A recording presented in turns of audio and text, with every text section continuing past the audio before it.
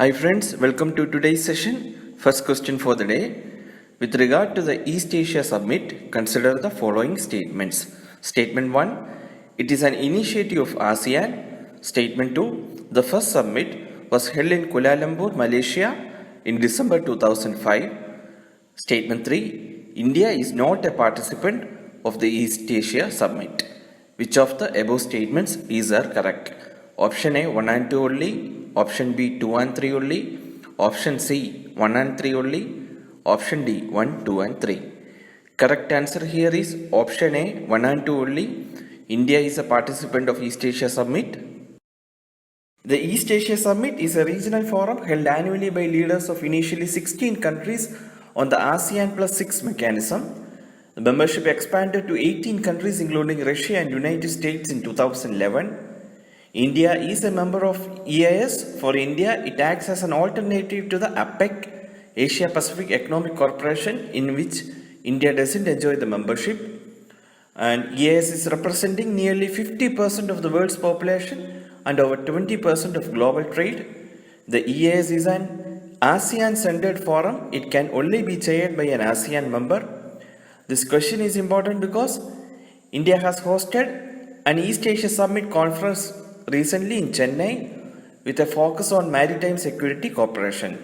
Here in the map you can see the East Asia Summit member countries comprises of 10 member states of ASEAN, Brunei, Cambodia, Indonesia, Laos, Malaysia, Myanmar, Philippines, Singapore, Thailand and Vietnam along with 8 other members Australia, China, Japan, India, New Zealand, the Republic of Korea, Russia and the United States.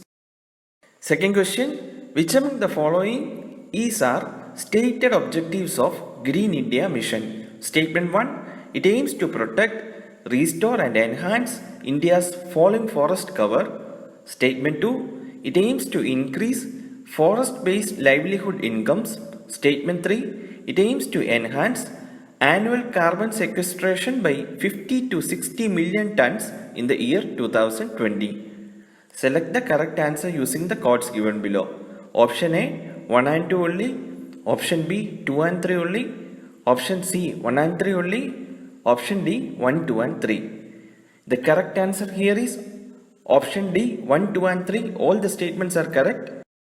The Green India Mission is one of the 8 missions outlined under India's action plan for addressing the challenge of climate change, the NAPCC, National Action Plan on Climate Change.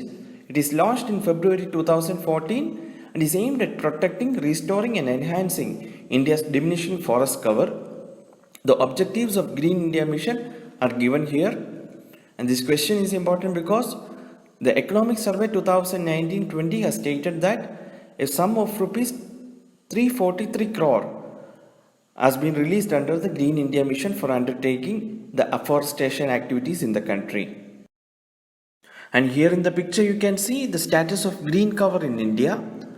Around 24.56% of geographical area is the total forest cover, and top 3 states showing increase in forest area are Karnataka, Andhra Pradesh and Kerala. And area wise, the largest forest cover in the country is with Madhya Pradesh, followed by Arunachal Pradesh, Chhattisgarh, Odisha and Maharashtra. And the last question for the day, with reference to national grid, consider the following statements. Statement 1, it is the high voltage electric power transmission network in mainland India connecting power stations and major substations. Statement 2, the national grid is owned, operated and maintained by Nuclear Power Corporation of India. Statement 3, the Union Territories of Andaman and Nicobar Islands and Lakshadweep are not connected to the national grid. Which of the above statements are correct? Option A 1 and 2 only, option B 2 and 3 only, option C 1 and 3 only, option D 1, 2 and 3. Correct answer here is option C 1 and 3 only. Let me give a very brief idea about electric grid or national grid. India's electricity generating capacity is 368.79 gigawatt, but our actual requirement is more than this. So electric grid is used to manage the electricity we are generating more wisely. As you can see in the illustration here, we know that we have different types of power plants which generates electricity. They are wind, solar, thermal, hydroelectric power plant, which are the main sources of electricity generation. But all the power plant do not work 24/7 on full-on capacity simultaneously. For example, the hydroelectric power plant works in full capacity at rainy season only, but in summer it works on low load capacity. The thermal power plant works 24/7 round the clock. The solar power plant also on the daytime it will work on its full on capacity but not in the night. Wind based plant also not work round the clock. So and all these power plants have to go shut down sometimes for maintenance also. So thermal power plant need maintenance once in 2 years. The maintenance process will take more than a month long. So if we are getting electricity solely from thermal power plant, then in these maintenance months they won't be supplying power. So hence to manage this all, National Grid electricity network has been installed.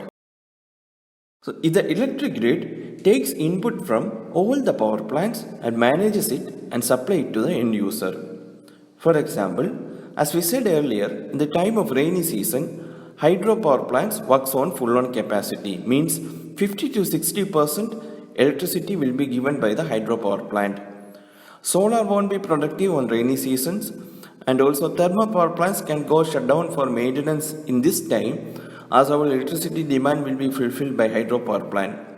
So the duty of the national grid is to take input from all power plant and distribute the output wisely. And they are distributing it to the end user. End user here are your offices, your home, your factories, etc. Grid management in the country on a regional basis has started in 1960s. As we all know that each state has their own grid. Initially, these state grids were interconnected to form a regional grid, and India was demarcated into 5 regions, namely Northern, Eastern, Western, Northeastern and Southern region. The purpose of these regional links is to enable transmission of surplus electricity between the states in each region. For example, Maharashtra, Goa and Gujarat belongs to Western region. Maharashtra will be providing electricity to Goa and Gujarat, and electricity generated from Gujarat is connected to Maharashtra and Goa. Likewise, the interconnection is built. So if there is a power shortage in any state, it can manage it from other state through the grid. And then each region is interconnected to form one nation, one grid, one frequency. This is the very basic idea of national grid. Coming to the explanation part, the national grid is owned, operated and maintained by the state-owned Power Grid Corporation of India. It is not the Nuclear Power Corporation of India. It is one of the largest operating synchronous grid in the world, and the Union Territories of Andaman and Nicobar Islands and Lakshadweep are not connected to the national grid. This question is important because Prime Minister recently dedicated the 220 kV Srinagar Alustan Dras Kargil Leh transmission line to the nation. With this, Ladakh is now connected to the national grid. That's all for today, guys. We will meet tomorrow with another set of questions. Thank you.